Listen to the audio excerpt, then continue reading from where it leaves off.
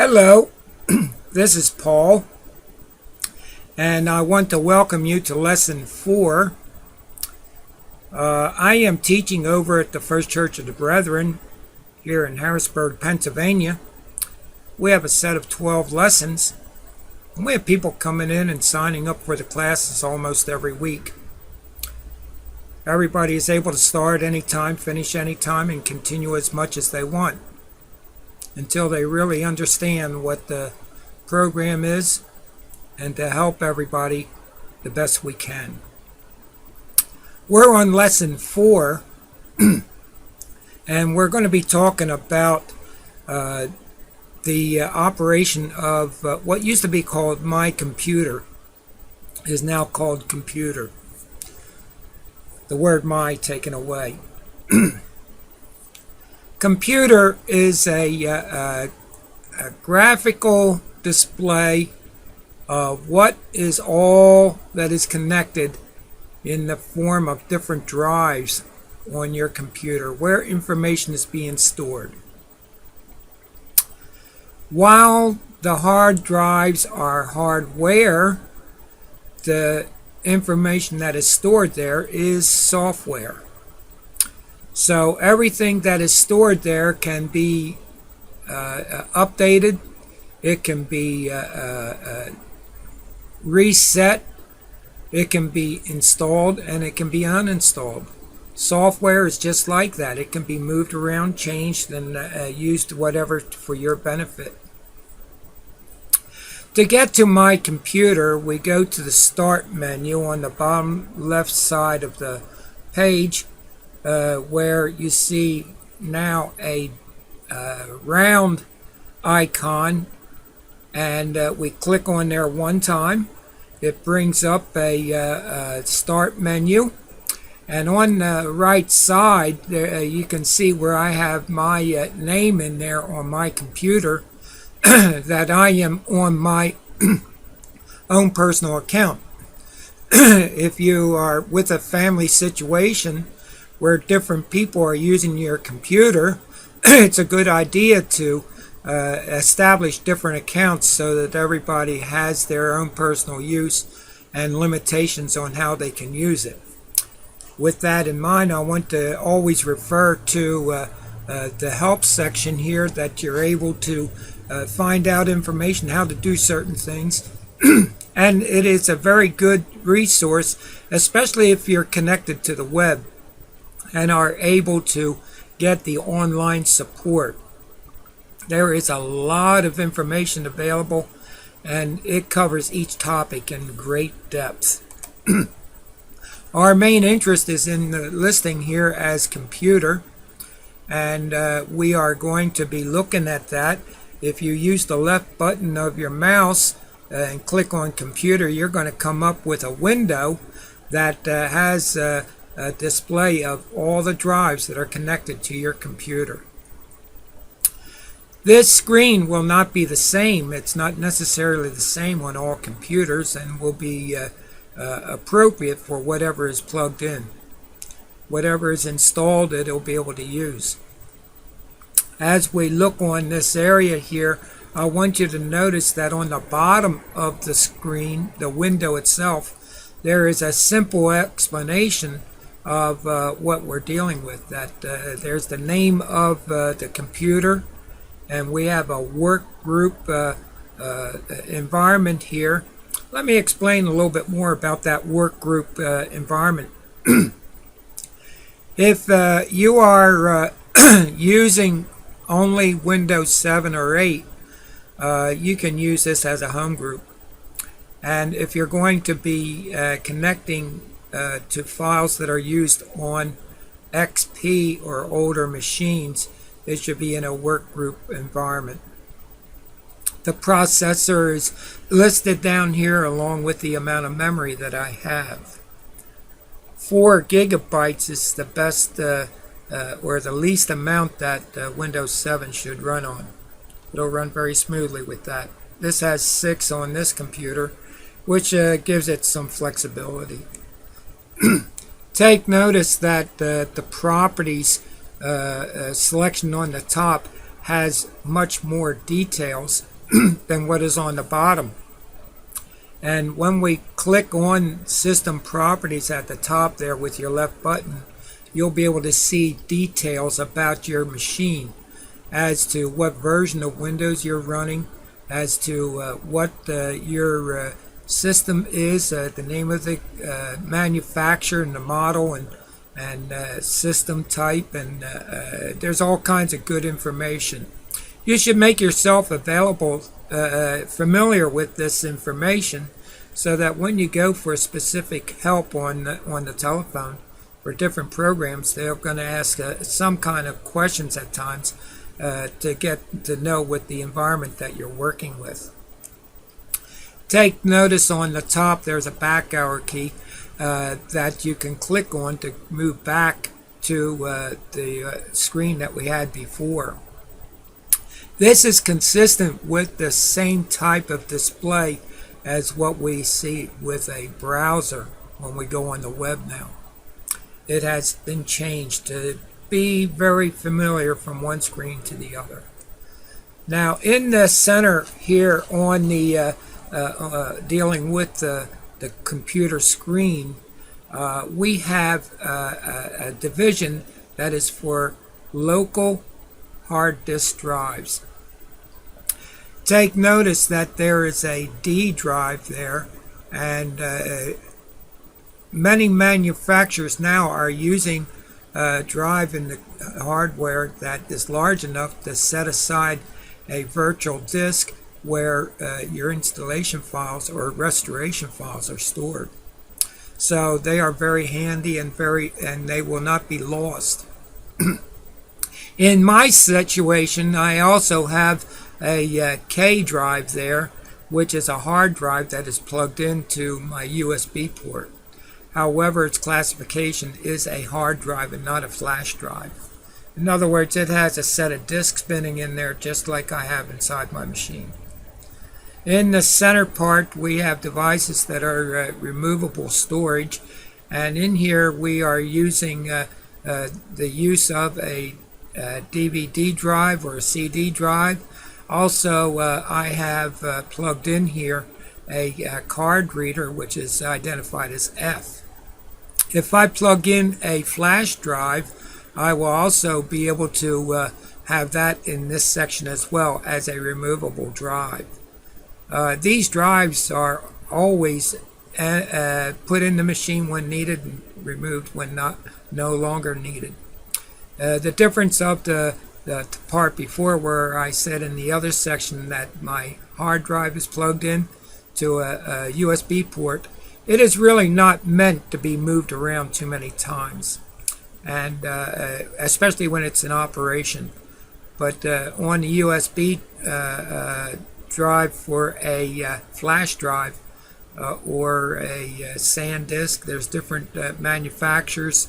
It will also be very flexible to be able to move it around. So on the bottom we have another section that is for network connections. This is particularly pertaining to when you have a home network, and have more than one computer connected to your network. Also, I have two hard drives that are connected network-wise, and when they are connected that way, these drives can be used on any computer that I connect to my home. And also, there is other things that is on the network that might be for your printers or whatever things that you would be using, and is universal access to all computers that is on your network. Now the bar display for data stored here as a red bar. It's telling me that it is completely full. I have transferred a lot of information over to my second network drive, but I left it this way for this display so that I could show you how it will change. And take notice that underneath it, it does not display any data that says anything is free for storage. on network drive on the right, identified as Z, it does have numbers there because there is a lot of storage room there. So this is some good information. There are different displays that you can use on your computer as well. And what we're using on here is what is called a tiles menu display, a tiles display. And this tiles display is where we see all the bars, and also if we select anything on there, the bottom pane will also reflect that information. If we go to the top right, and where I have circled here a display, there's a arrowhead that points downward. Clicking on that, we have a menu of many different selections. This has changed quite a bit from what used to be in XP or older computers. We now have 4 different sizes of icons, and as you can see, what we already are looking at is in the tiles view. But if we click on another item, we'll notice that a bar on the side, it looks like a thermometer, it'll float up and down to show us what selection we are on. It does not highlight the item we select. Instead, we have the pointer that slides up and down. Now, take notice the selections made by using the left button on the words will change that bar to go up and down. Take notice that what used to be just icons before with Windows XP, we now have different sizes to choose from. We have 4 different sizes from the largest to the smallest. So you can always use the size that is most comfortable for you. Now on this display here, I selected medium icons. The bar didn't slide there because I have 2 different connections here. But we have the same groupings. We have the hard disk drives on the top. Next one down is removable storage, and then network locations. So we also have that maintained. Take notice that on the list we have a little bit, quite a bit upgraded here. That instead of just a continuous list going down one side of the window, we now have divisions that are classified going across the top. And we have the separation maintained. Hard disk drives having its column, removable storage also has its column, and also my network has its column. So with details, we also have that same thought line that the divisions are still there. In the older versions, this was all run together in alphabetical order.